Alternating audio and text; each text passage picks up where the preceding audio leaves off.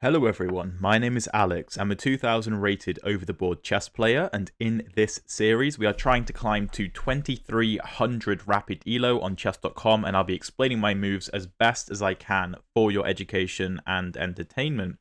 We have the Christmas jumper on as it is now in December, and my opponent goes for a Caro.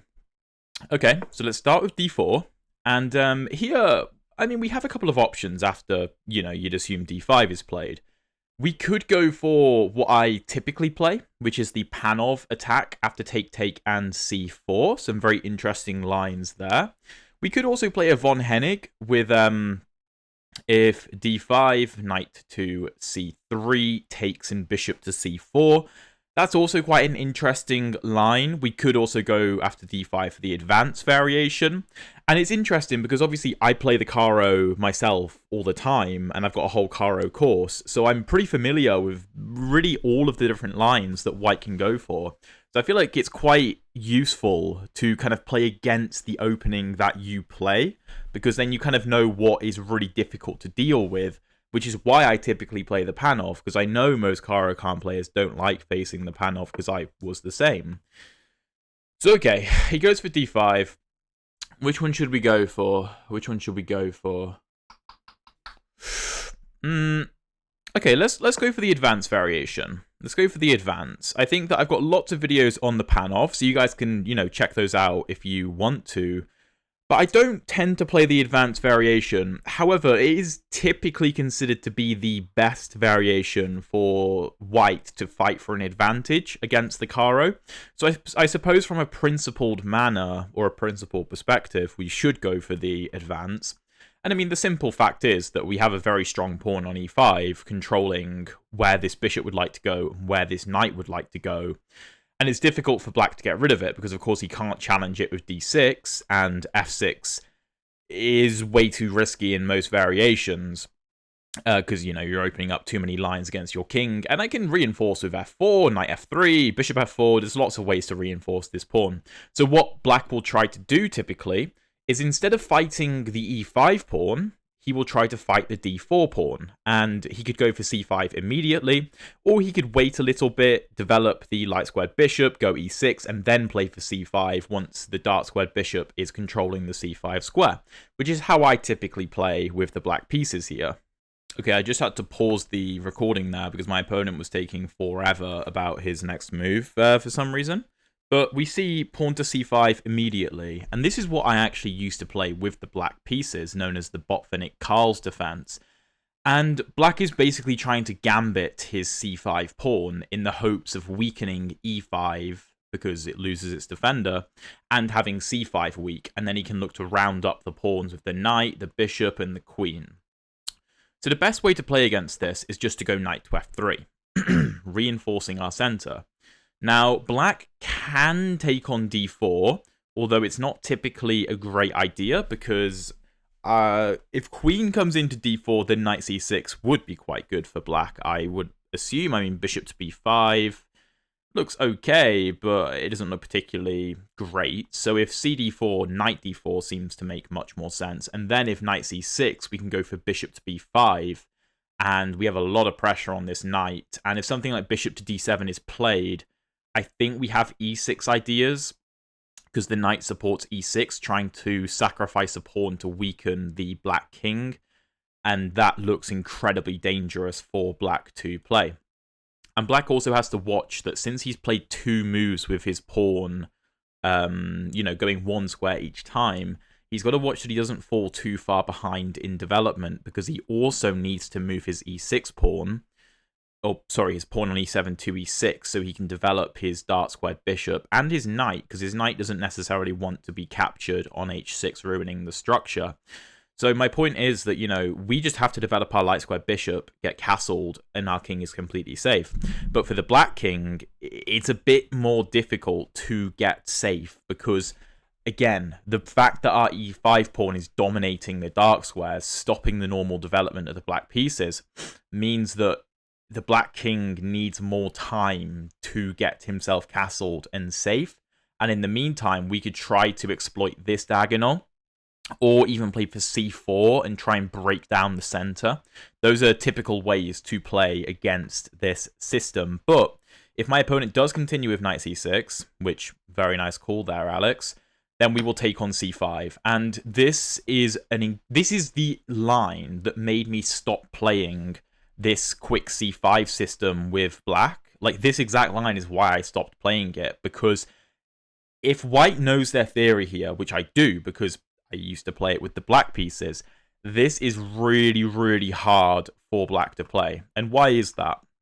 Well, we're up a pawn. Okay, yeah, that much is obvious. We are almost ready to castle, yeah? And we can hang on to this pawn rather easily with the move bishop to e3. We also have lots of traps. So if my opponent goes bishop to g4, for example, then if I remember correctly, yeah, we can play pawn to c3, opening up possibilities of queen a4 check.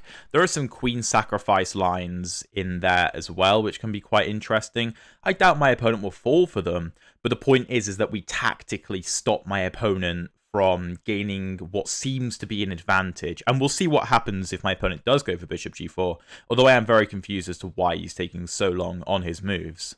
Okay, another 3 minutes later, my opponent goes bishop to g4, which is the main line, and if I just remember correctly, yeah, c3 should be fine.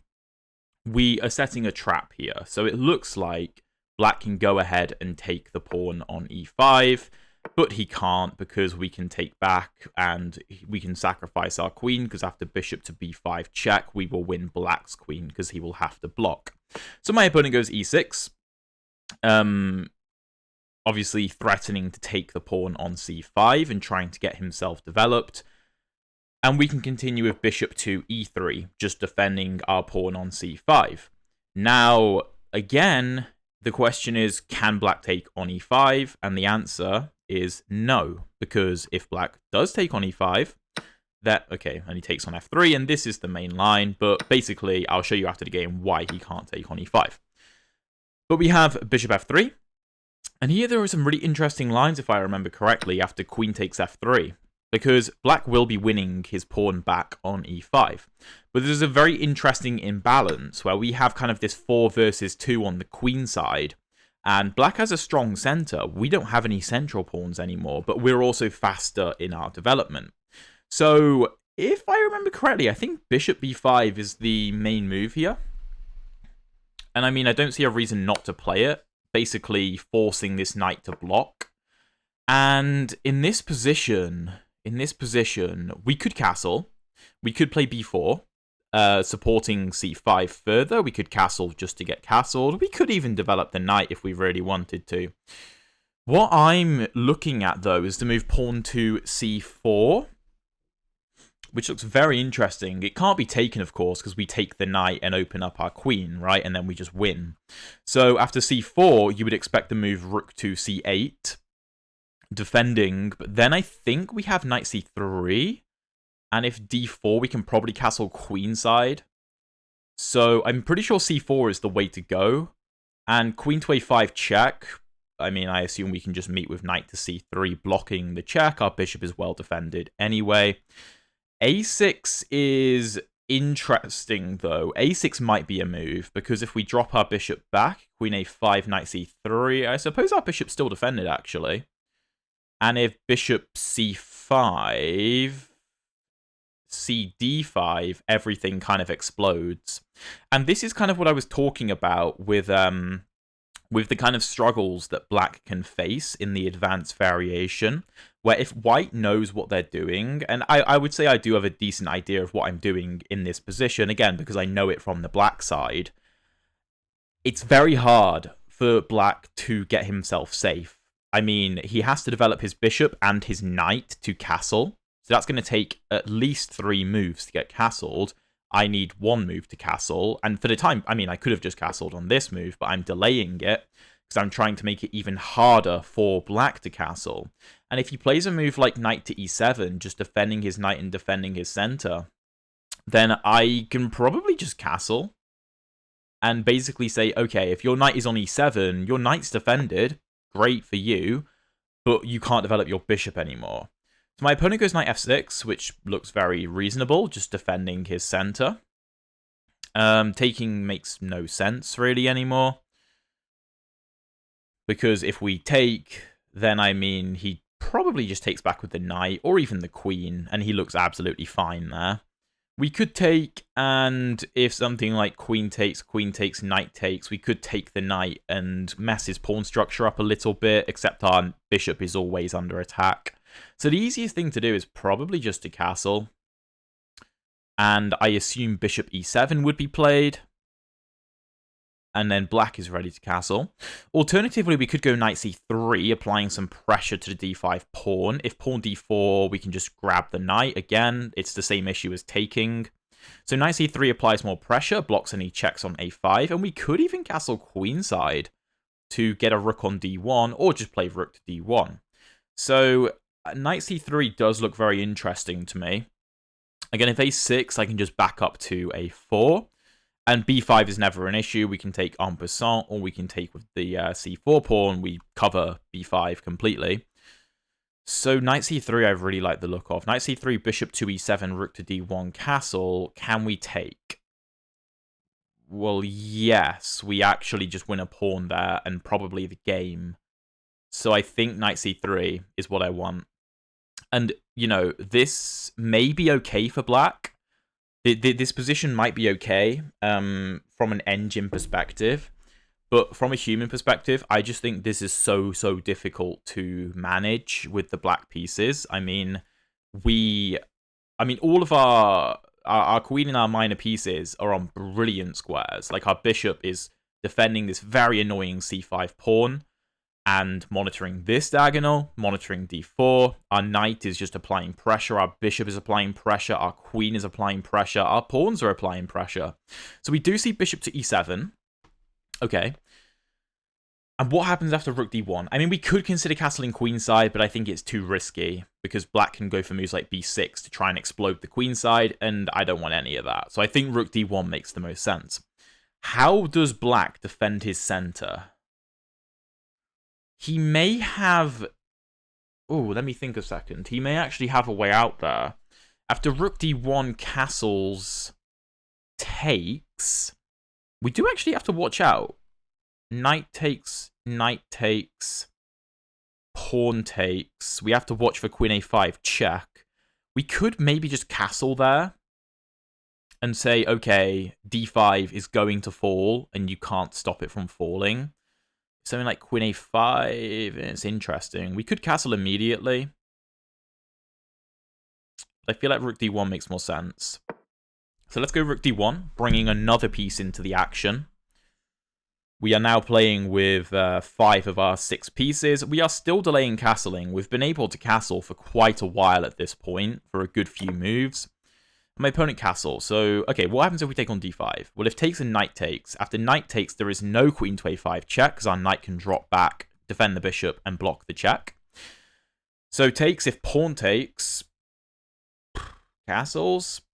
If d4, then we just take, and there's a pin. So that's not a concern. If castles and something like rook to c8, I mean, we just take, right? Castles a6, bishop a4 looks fine. Castles queen a5, take. Oh, that's interesting. Castles queen a5. What happens there? Because if I take this knight, then d5 is well defended. So maybe I go like... do I want to do that? I don't think so. This is interesting. My opponent clearly is in his theory, I think. I don't know why he took so long on the first couple of moves, but... Okay, if castles queen a5, how do we deal with that? We've got to watch the c5 pawn as well. Castles queen a5.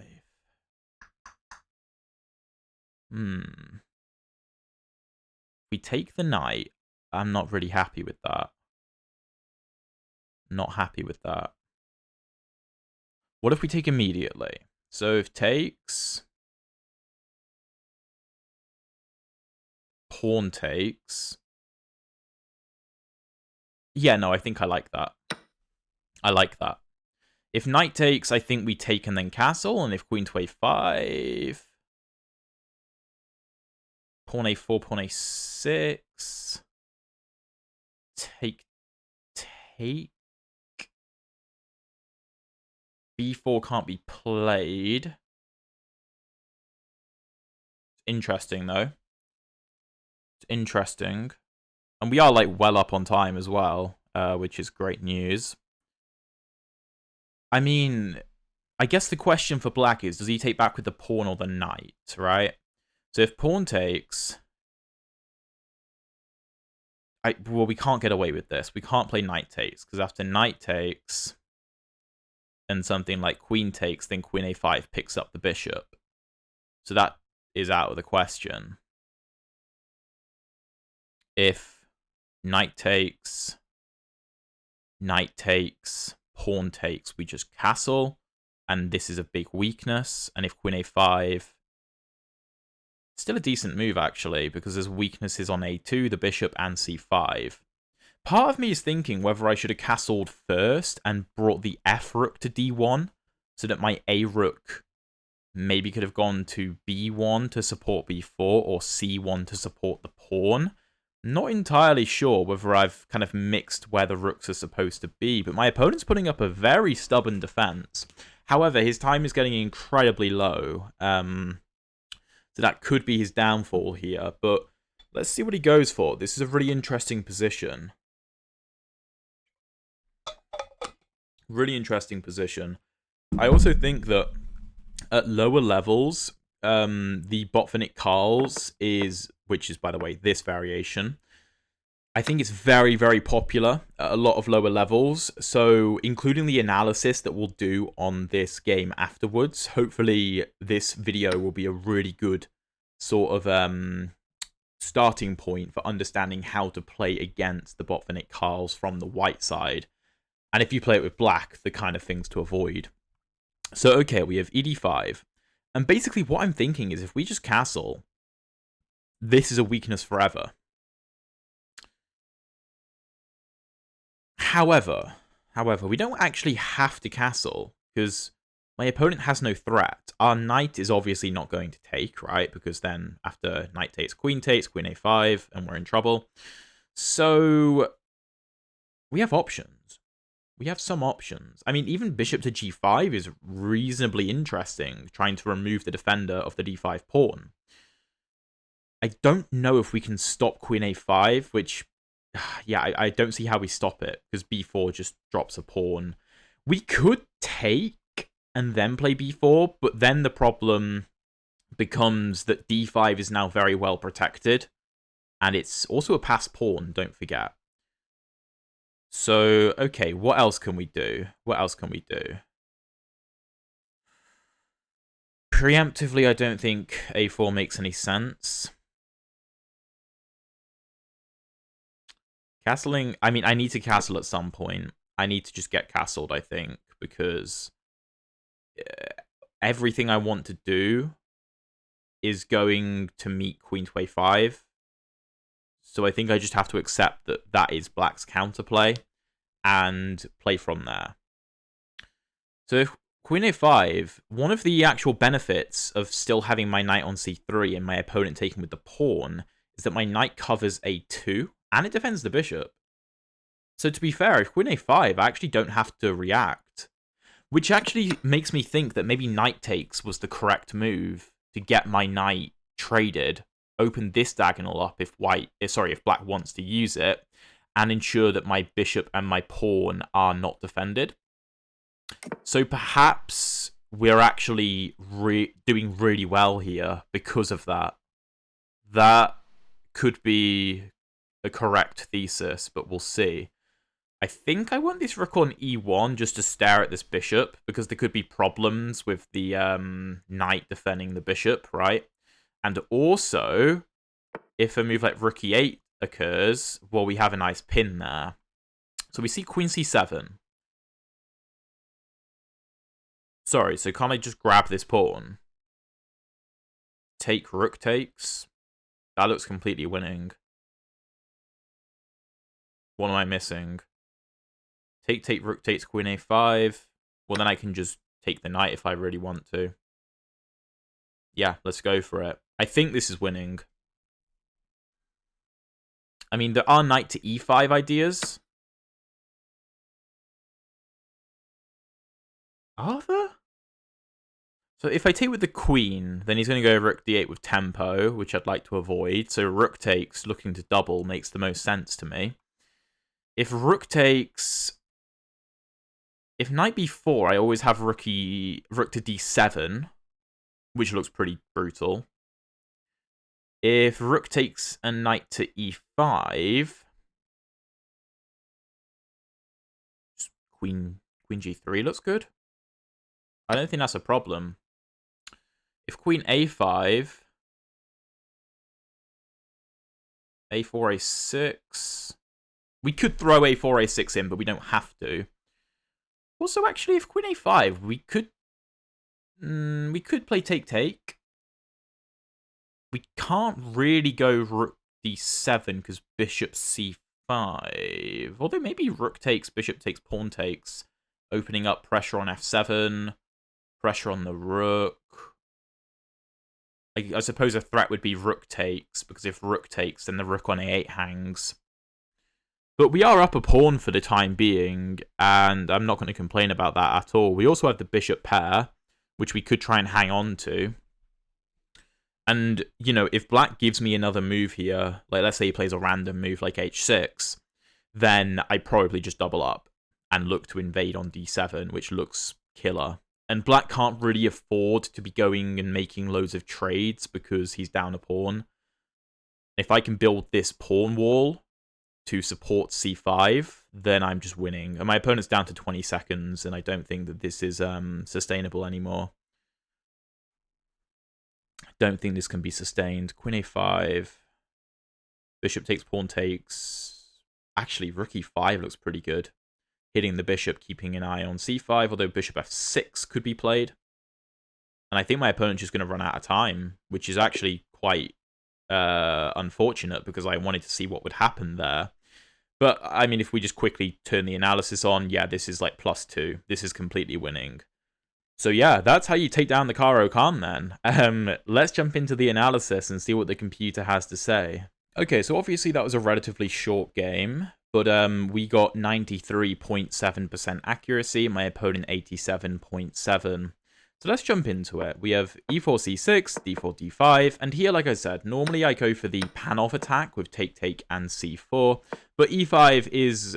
I mean, if you leave the engine to think here, I think that it believes e5 is objectively the best move, alongside knight c3 or knight d2, just defending e4. So we go e5. My opponent goes c5, and I mean, personally, I play bishop to f5 now, and basically the plan for black is to play e6 and then look to play c5 with the bishop controlling c5. So let's say we were to play like bishop e2, c5. If we take, then the bishop just takes and black is better because he's undermined the e5 pawn by getting rid of the pawn on d4. But my opponent goes c5 immediately. We play knight to f3, just defending our center. If you take on d4, then yeah, knight d4 is very, very nice because we are threatening e6. Like, I mean, let's just say black plays a random move like a6. Here, I mean, the engine likes bishop d3, but even the immediate e6 does look difficult-ish to deal with. The engine isn't all that impressed. It wants bishop d3 instead. But e6 is a constant idea that we have to be aware of. And if something like knight c6, then bishop b5 looks very strong to me. The engine actually wants to take, but I do think this looks quite nice after something like bishop d7. I don't know, take. Even if we would go like take into e6, the engine might like it for black, but practically this could be difficult to deal with. But my opponent goes knight c6, and we take on c5. And now we're just up a pawn, right? So we see bishop g4, pinning the knight, trying to win the e5 pawn. And c3 is the only real way for white to hold the advantage here. This is actually kind of difficult for white if white doesn't know what they're doing, but I do, fortunately. So what's the idea of c3? Well, one, we're preparing ideas of b4. That's a big idea, right? f2, we are opening up the possibility of queen a4 with potential double attacks on the king and the bishop. And yeah, we're also defending d4 to stop any pawn pushes, and sometimes the bishop ends up on d4 as well to defend both pawns. But we have pawn e6 from my opponent, and here we can go b4, defending with the b pawn, and then we likely get the same take and take sort of thing, although again, bishop b5, knight back can be difficult for black to play. But I prefer bishop e3, just because we're developing a piece, and I also don't think that the dark square bishop has a better square than e3 anyway. And here black again has to be careful, because if you play something like knight g to e7, we can look to simply develop. You can't really be taking on e5 because of queen to a4 check ideas, and if you bring this knight over to defend, you simply lose the knight because we unpin, and there's a lot of problems there for black to deal with. So he takes on f3. You can't take on e5 because we have queen a4 check. Again, same thing, the bishop is under attack, and in this position, the knight cannot take on e5 because knight e5 here, and the queen has to block. And I mean, white is just completely winning in this position. He's up so much material. So bishop e3, take, and knight takes e5. And as you can see, you know, the position is plus 0.5, which is not bad 8 moves into the game with the white pieces. But with many of these moves, white only has one move to actually hold the advantage that high, and if white slips up, then it's basically equal. So a lot of people have a lot of success with the quick c5 for black, but you need to know what you're doing with the white pieces. And here, bishop e5 is the only way to hold the advantage, because we force the knight back. Now, the knight might look better on the d7 square. Here we can castle, or apparently the engine even likes the immediate c4, because if takes and knight c3, I mean, I guess black just can't develop. Knight f6, queenside castle, and there's just so much pressure going on. And this is the problem. I mean, all of our pieces are contributing, basically.